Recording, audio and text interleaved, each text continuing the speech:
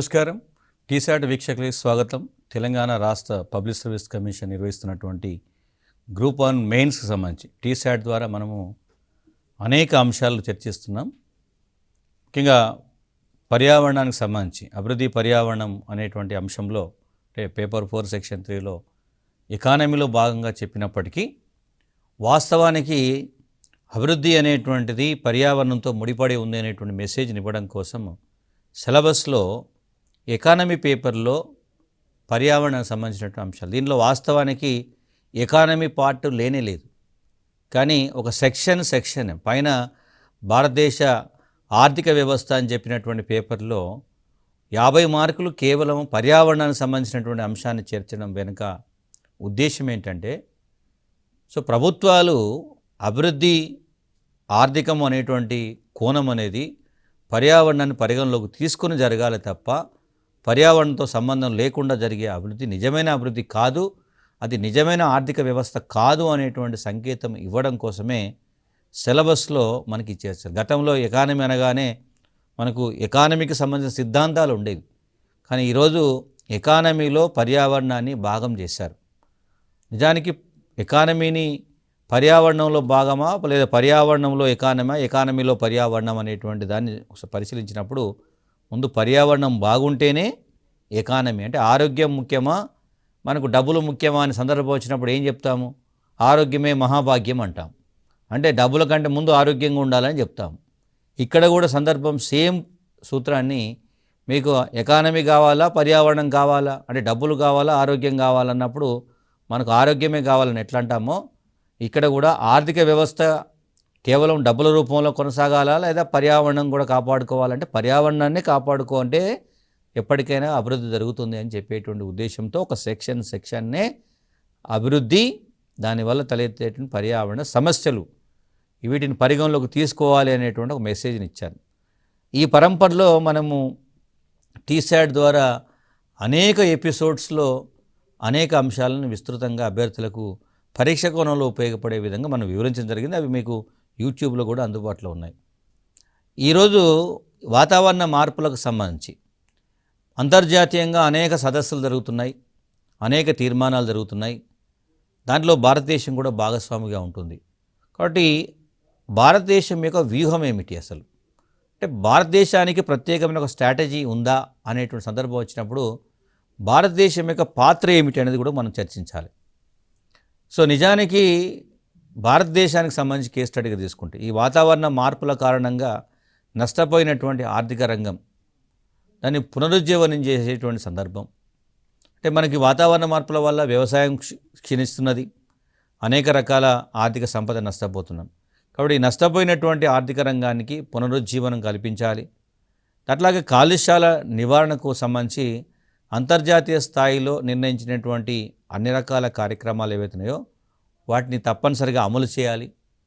దాంతోపాటు ఈ మొత్తం వ్యవస్థలో అంటే భారతదేశాన్ని కేస్ స్టడీగా తీసుకున్నప్పుడు అంతర్జాతీయ తీర్మానాలను అమలు చేయడం అనేది భారతదేశం యొక్క బాధ్యత. సో తన బాధ్యతను పూర్తిగా నిర్వర్తించడానికి ప్రభుత్వము ఒక పటిష్టమైనటువంటి కార్యాచరణను రూపొందించింది. దానికి ఎట్లాంటి అంశాలను పరిగణలోకి తీసుకున్నారంటే, ప్రపంచంలో అత్యధిక జనాభా కలిగి ఉన్నటువంటి దేశాల్లో 2వ స్థానం, ప్రస్తుతం మనం మొదటి స్థానానికి చేరుకోబోతున్నాం.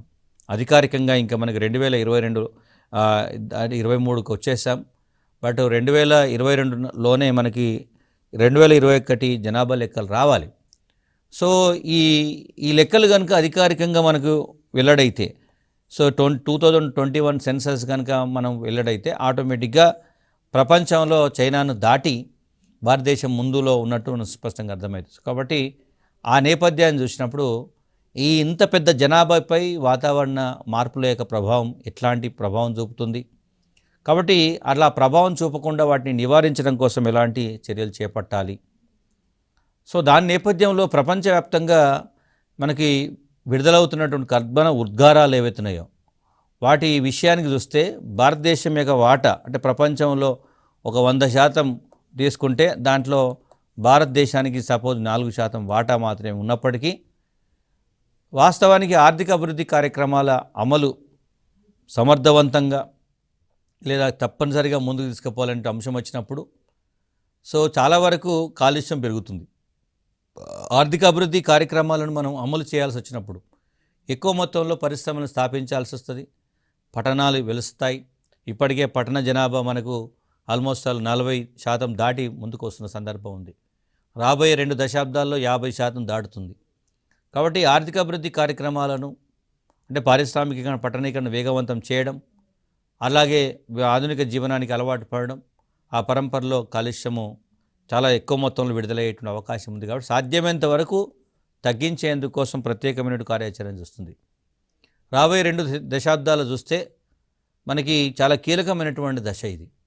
భారతదేశము అభివృద్ధి చెందుతున్నటువంటి దశ నుంచి అభివృద్ధి చెందిన దశకు మారేటువంటి ట్రాన్సిషన్ స్టేజ్లో పరివర్తన దశలో ఉంది. కాబట్టి జీడిపి వృద్ధి రేటు కూడా వేగవంతమయ్యేటువంటి ఇప్పుడు చాలా స్పీడ్లో నడుస్తుంది. ప్రపంచం ఒకవైపు ఆర్థికంగా ఇబ్బందుల్లో ఉన్నటువంటి దశలో కూడా భారత ఆర్థిక వ్యవస్థ మనకి ముందుకు వెళ్ళడానికి అనేక రకాల వ్యూహాలను అవలంబిస్తున్నారు. సో రాబోయే 2 దశాబ్దాలు దాదాపు 8-9% వార్షిక వృద్ధి రేటు అంచనా వేసినప్పటికీ భారతదేశంలో తలసరి కాలుష్యాల విడుదల స్థాయి అభివృద్ధి చెందిన దేశాల స్థాయి కంటే తక్కువగా ఉన్నటువంటి సందర్భం కూడా ఉంది. అయితే ఇది అనుకూలమైన అంశమే, బట్ మరిన్ని జాగ్రత్తలు తీసుకోవాల్సిన అవసరం ఎంతైనా ఉంది అని గుర్తుపెట్టుకోవాలి. అట్లాగే భారతదేశంలో ఈ ఉత్పత్తుల స్థాయి పెరిగే కొద్దీ అంటే ఆర్థిక ప్రక్రియలు వేగవంతమయ్యే కొద్దీ ఇంధన వినియోగం ఏదైతుందో తప్పనిసరిగా పెరుగుతుంది. కానీ అది పెరగకుండా చూసుకోవాలి, పెరగకుండా మరింత తగ్గించే ప్రయత్నం అంటే డీజిల్ పెట్రోల్ ఇంధన వినియోగం ఏదైతుందో సో అవి తగ్గించుకునేటువంటి ప్రయత్నం చేయాలి. దానికి ఆల్టర్నేట్గా ఇంధన వనరుల యొక్క సామర్థ్యాన్ని పెంచడం కావచ్చు, లేదా తక్కువ స్థాయిలో ఇంధనాలు వాడి అంటే శాస్త్ర సాంకేతిక పరిజ్ఞానాన్ని ఉపయోగించి తక్కువ ఇంధనాన్ని వాడి ఎక్కువ మొత్తంలో వాటి సామర్థ్యాన్ని పొందే ప్రయత్నం, లేదా ఇంధనాలకు బదులుగా సంప్రదాయ ఇంధనాలకు బదులుగా సంప్రదాయేతర ఇంధన వనరులను వాడేటువంటి ప్రయత్నము చేయడం అనేది చాలా కీలకమైనటువంటి సందర్భం.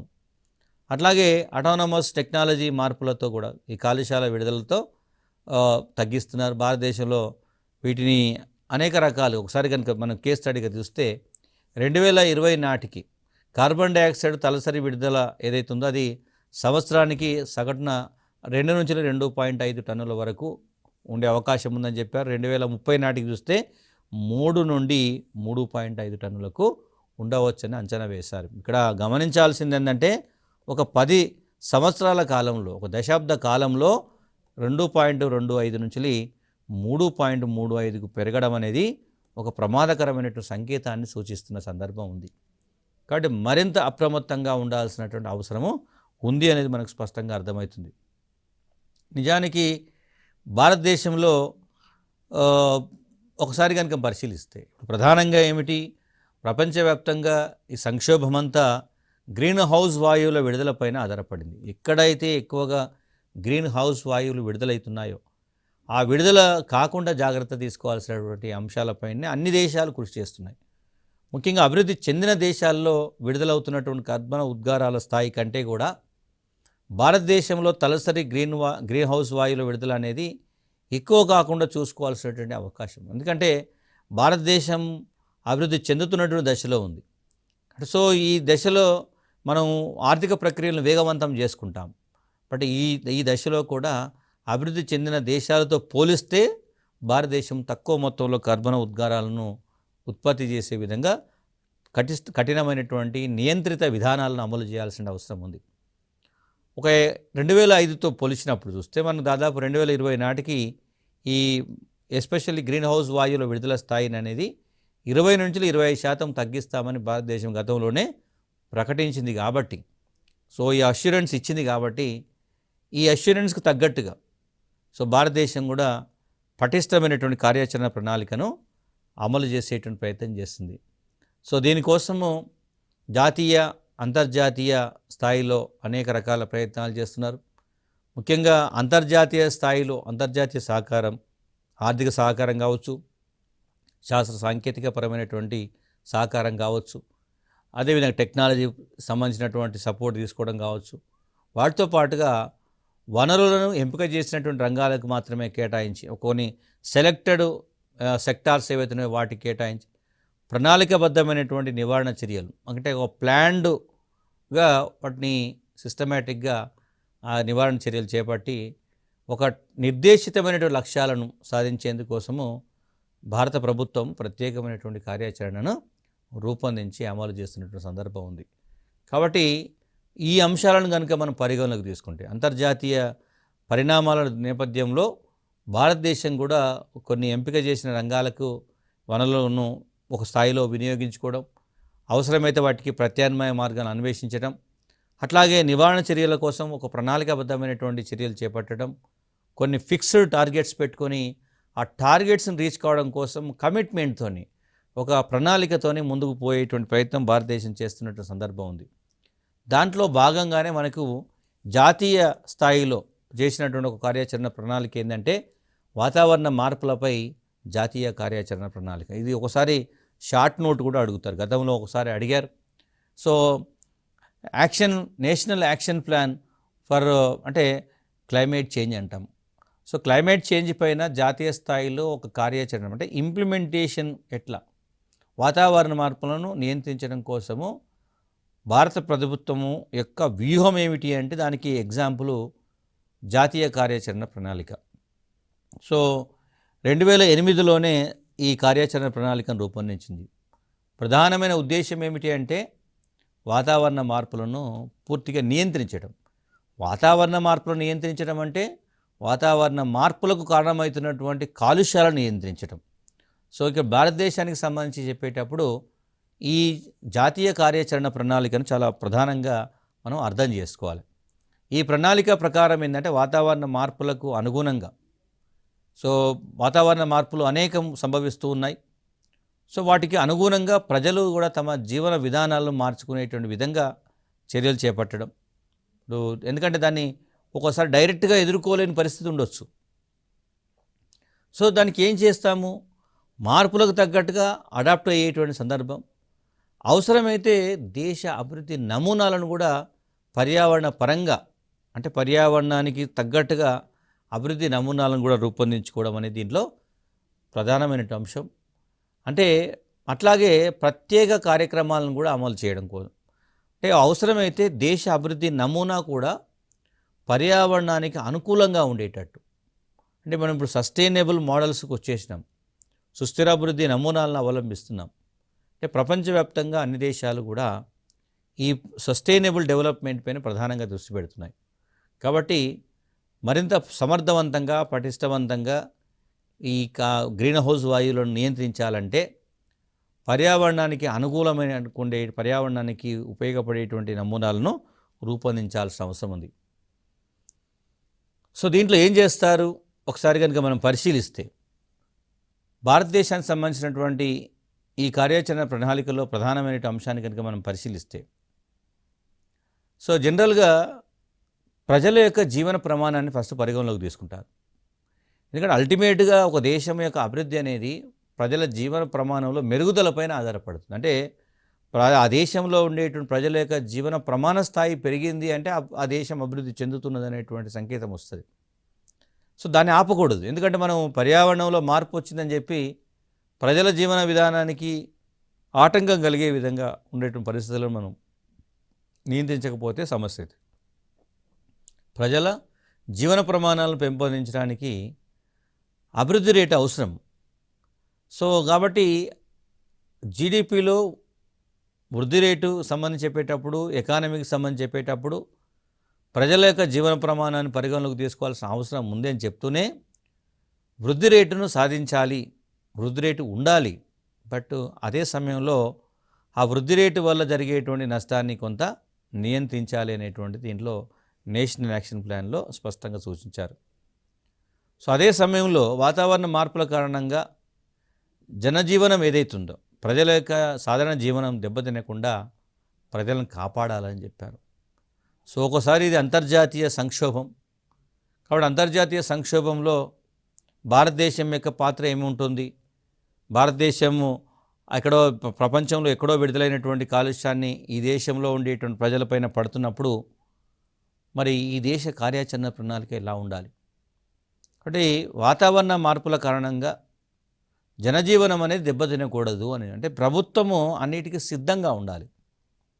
పర్యావరణాన్ని పరిరక్షించుకోవడమే కాకుండా, పర్యావరణ మార్పులను నియంత్రించడమే కాకుండా, ఈ మార్పుల నేపథ్యంలో ప్రజల జీవన విధానం మారకుండా లేదా ప్రజలకు ఇబ్బంది కలగకుండా తప్పనిసరిగా కొన్ని ప్రత్యేక చర్యలు తీసుకోవాల్సిన అవసరం ఉంది. సో ఇలాంటి నేపథ్యంలో మనకి ఒక పటిష్టమైనటువంటి అభివృద్ధి ఒకవైపు సాధిస్తూనే మరోవైపు వాతావరణ మార్పులను నిరోధించేటువంటి విధంగా కూడా ప్రత్యేకంగా, అంటే ఇది రెండు ఏకకాలంలో జరగాలి. ఒకవైపు అభివృద్ధి జరగాలి, మరోవైపు వాతావరణ మార్పులను నిరోధించేటువంటి ప్రయత్నం జరగాలి. అట్లాగే ఈ అభివృద్ధితో పాటు అనుబంధ ప్రయోజనాలను కూడా ప్రజలకు అందించే ప్రయత్నం చేయాలి. సో వీటన్నింటిని పరిగణలోకి తీసుకొని ఒక కార్యాచరణ ప్రణాళికలను రూపొందించేటువంటి ప్రయత్నం చేశారు. సో దీంట్లో ఒక 8 జాతీయ మిషన్లను రూపొందించారు. ఇది చాలా ఇంపార్టెంట్ మనకు. నేషనల్ మిషన్స్ అంటాం. ఈ మిషన్ అనే పదం వస్తే ఇప్పుడు మిషన్ భగీరథ, మిషన్ కాకతీయ లాంటి పదాలు వచ్చినప్పుడు టైం బౌండ్ ఉంటుంది యాక్చువల్గా. సో మిగతా వాటికి దీనికి ఉన్న డిఫరెన్స్ ఏంటంటే ఒక ఫిక్స్డ్ టైంలో టార్గెట్ రీచ్ కావాలి అని ప్రభుత్వం కమిట్మెంట్తో ఉన్నప్పుడు ఆ కార్యక్రమాలకి మిషన్ అనేటువంటి పేరు పెడతారు. సో ఇక్కడ కూడా ప్రభుత్వము ఒక కమిట్మెంట్తో పర్యావరణాన్ని కాపాడేటువంటి ప్రయత్నం చేస్తుంది కాబట్టి ఒక 8 జాతీయ మిషన్లను రూపొందించే ప్రయత్నం చేశాను. సో వాటిలో నేషనల్ సోలార్ మిషన్. సో ఇవన్నీ ఒకసారి కనుక మనం పరిశీలిస్తే భారతదేశంలో సమస్యలు, ముఖ్యంగా వాతావరణ సమస్యలు, పర్యావరణ సమస్యలకు సంబంధించి ప్రధానంగా ఈ పరిష్కార మార్గాలను వెతుకునేటప్పుడు ప్రత్యామ్నాయ మార్గాలపైన ప్రధానంగా దృష్టి పెట్టారు. నేషనల్ సోలార్ మిషన్, అట్లాగే national mission on enhanced energy efficiency, అట్లాగే national mission on sustainable habitat, అట్లాగే నేషనల్ వాటర్ మిషన్, అట్లాగే national mission for sustaining the Himalayan ecosystem, అదేవిధంగా national mission for a green India, national mission for sustainable agriculture, national mission on strategic knowledge for climate change. ఈ 8 mission mode projects అంటాం వీటిని. Time bound projects. ఒక fixed టైంలో ఈ టార్గెట్స్ని reach కావాలనేటువంటి ఉద్దేశంతో వీటిని రూపొందించేటువంటి ప్రయత్నం చేశారు. ఈ 8 కార్యక్రమాలు నేషనల్ యాక్షన్ ప్లాన్ పరిధిలో వాతావరణ మార్పులను అరికట్టడానికి విస్తృతమైనటువంటి, దీర్ఘకాలికమైనటువంటి, సమగ్రమైనటువంటి ప్రణాళికలను అమలు చేసేటువంటి విధంగా ఉంటాయి. సో ఈ అమలు చేయడం ద్వారా పర్యావరణానికి సంబంధించిన లక్ష్యాలను సాధించేటువంటి అవకాశం ఉంటుంది.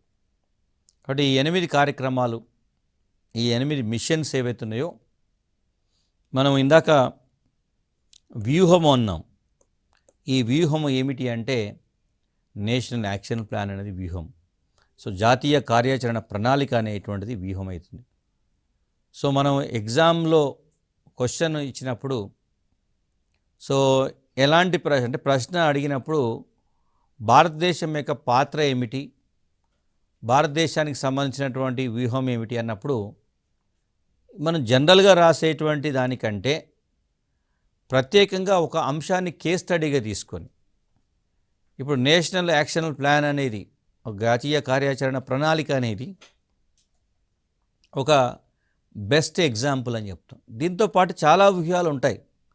బట్ మనకు టైం లిమిట్ అంటే 200 పదాల్లో ఆన్సర్ రాయాలి మనం, అంటే 2 పేజీల్లో పూర్తి చేయాలి. కాబట్టి అనేక ఎగ్జాంపుల్స్ తీసుకుంటే మనం ఒక క్రోనాలజీలో తక్కువ టైంలో కంప్లీట్ చేసే అవకాశం ఉండకపోవచ్చు. అందువల్ల ఏం చేస్తాం, ఎగ్జాంపుల్ తీసుకోవాల్సి వచ్చినప్పుడు ఒక సిస్టమేటిక్గా, సైంటిఫిక్గా, క్లియర్ కట్ ఇన్ఫర్మేషన్ ఉన్నటువంటి అంశాన్ని ఎగ్జాంపుల్గా తీసుకునేటువంటి ప్రయత్నం చేస్తాం. ఇప్పుడు ఇక్కడ మనము డిస్కస్ చేస్తున్న టాపిక్ కూడా మెయిన్స్లో ఒకసారి డైరెక్ట్గా జాతీయ కార్యాచరణ ప్రణాళిక గురించి అడగకపోవచ్చు. అంటే వాతావరణ మార్పుల నియంత్రణకు సంబంధించి భారత ప్రభుత్వము 2008లో రూపొందించినటువంటి కార్యాచరణ ప్రణాళిక గురించి రాయండి అంటే అందరు రాస్తారు. కానీ ఇక్కడ అలా కాకుండా భారతదేశం యొక్క వ్యూహం ఏమిటి అని అడుగుతాడు. ఆ వ్యూహము అనేటువంటి అంతర్గతంగా వ్యూహం ఏ విధంగా రూపొందించబడింది, ఆ వ్యూహం ఏ విధంగా ఆచరించబడింది, ఆ వ్యూహంలో ప్రధానమైన అంశం ఏమిటి అన్నప్పుడు మనకు కన్ఫ్యూజన్ తయారవుతుంది. సో అనేక రకాల అంశాలు ఉంటాయి వ్యూహంలో. బట్ మనకు ఎగ్జామ్లో రాయాల్సి వచ్చినప్పుడు ఏదో ఒక అంశాన్ని ప్రాతిపాదిక తీసుకొని మనం రాయాల్సి ఉంటుంది. కాబట్టి ఈ national action plan for climate change for control of the ఈ ఎన్విరాన్మెంటల్ ప్రాబ్లమ్స్ ఏదైతే ఉందో దానికి సంబంధించి ఎగ్జాంపుల్గా తీసుకోవాలి. సో దీంట్లో ఈ ముఖ్యమైనటువంటి ఈ లక్ష్యాలను సాధించడం కోసం 8 మిషన్లు చేశారు. 8 మిషన్లతో పాటు మరొక 24 ప్రాథమిక కార్యక్రమాలను కూడా రూపొందించే ప్రయత్నం చేశారు. 8 మిషన్లతో పాటు 24 ప్రాథమిక కార్యక్రమాలను కూడా రూపొందించడం జరిగింది.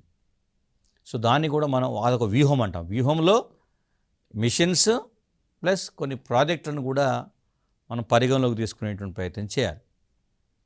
వీటిలో ఏముంటుంది అంతర్గతంగా అని చూస్తే ముఖ్యంగా పర్యావరణాన్ని కాపాడుకోవాల్సిన సందర్భం వచ్చినప్పుడు ఆధునిక సాంకేతిక పరిజ్ఞానం యొక్క పాత్ర ఎప్పటికీ ఉంటుంది. కాబట్టి సాంకేతిక నైపుణ్యాలను పెంపొందించడానికి, అట్లాగే విద్యుదుత్పత్తి, రవాణా, సంప్రదాయేతర ఇంధన వనరుల అభివృద్ధి, అదేవిధంగా విపత్తు నిర్వహణ అంటే డిజాస్టర్ మేనేజ్మెంటు, అట్లాగే కెపాసిటీ బిల్డింగ్ రంగాలకు సంబంధించి అంటే మానవ సామర్థ్యం పెంపుదలకు సంబంధించి అనేక కార్యక్రమాలను అమలు చేస్తున్న సందర్భం ఉంది. సో ఇలాంటి అంటే మిషన్ మోడ్ ప్రాజెక్ట్సే కాకుండా మనకి అడిషనల్గా మరిన్ని కార్యక్రమాల రూపంలో కూడా వీటిని అమలు చేస్తున్నటువంటి సందర్భం ఉంది. ఈ కార్యక్రమాలన్నింటినీ కూడా వివిధ మంత్రిత్వ శాఖల అభివృద్ధి కార్యక్రమాలతో అనుసంధానిస్తూ అంటే ఇవి సపరేట్ కాకుండా కొన్ని మినిస్ట్రీస్ ఆల్రెడీ పర్యావరణానికి సంబంధించి అనేక రకాల మంత్రిత్వ శాఖలు కూడా కొన్ని కార్యక్రమాలను రూపొందించి అమలు చేస్తున్నాయి. సో ఈ నేపథ్యంలో వాటిని అనుసంధానం చేస్తూ వాతావరణ మార్పులను అరికట్టేటువంటి ఒక పటిష్టమైనటువంటి యంత్రాంగాలను ఏర్పాటు చేసే ప్రయత్నం చేశారు. కాబట్టి ఇక్కడ మనం రాయాల్సినటువంటి సమాధానంలో సో అనేక రకాల అంశాలను ఇక్కడ చేర్చుకోవచ్చు. కాకపోతే మనము వర్డ్స్ చాలా ఇంపార్టెంట్. మనం రాసేటువంటి సమాచారంలో ప్రతిదీ కూడా మార్కుల్లోకి వెళ్ళే అవకాశం ఉంటుంది. మనం రాసేటువంటిది జనరలైజ్ చేసి కూడా రాయొచ్చు, స్పెసిఫిక్గా ఇప్పుడు చెప్పినట్టు మిషన్ మోడ్ ప్రాజెక్టులను ఎగ్జాంపుల్గా తీసుకొని రాయొచ్చు. బట్ ఏ అభ్యర్థి అయితే ఇట్లా మిషన్ మోడ్ ప్రాతిపాదిక ఉన్నటువంటి అంశాలను ఎగ్జాంపుల్స్గా తీసుకొని రాస్తారో వాళ్ళకి ఎక్కువ మార్కులు రావడానికి అవకాశం ఉంటుంది. సో ఎక్కువ మార్కులు రావాలి అనుకున్నప్పుడు ఈ సబ్జెక్టులో మనకు ఒక అడ్వాంటేజ్ ఏంటంటే క్వశ్చన్కి సంబంధించి రాసేటువంటి ఆ క్వశ్చన్ ఏ విధంగా వచ్చినా మనం రాసేటువంటి ఆన్సర్ ఏదైతుందో అవి చాలా నిరూపించబడ్డటువంటి సమాచారం ఉంటుంది, ప్రాక్టికల్గా ఉన్నటువంటి సమాచారం ఉంటుంది, వాస్తవానికి దగ్గరగా ఉన్న సమాచారం ఉంటుంది. కాబట్టి దాంట్లో ఊహాత్మకంగా రాసేటువంటి అవకాశం ఏది ఉండదు. అన్నీ ఫ్యాక్ట్ బేస్డ్గా ఉండేటువంటి ఇన్ఫర్మేషనే రాస్తాం కాబట్టి ఎక్కువ మార్కులు ఇక్కడ సంపాదించుకునేటువంటి అవకాశం ఉంది. సో ఈ నేపథ్యాన్ని చూస్తే మనకు 2016-17 సంవత్సరం నాటికి ఎనర్జీ ఎఫిషియన్సీ అంటే ఇక్కడ మనకు కార్యాచరణ ప్రణాళిక ఎప్పటిది 2008లో రూపొందించినటువంటి కార్యాచరణ ప్రణాళిక కాబట్టి ఒక 8 సంవత్సరాల తర్వాత డిస్కషన్ జరుగుతున్నది. ఇప్పుడు మనం 2023లో ఉన్నటువంటి సందర్భం చూస్తే ఇక్కడ మనం గమనించాల్సింది 2016 ఇప్పుడు 2023లో ఉన్నాం. అంటే ఇక్కడ నుండి మళ్ళీ ఇక్కడికి ఆల్మోస్ట్ మళ్ళీ ఒక 7 సంవత్సరాలు దాటింది.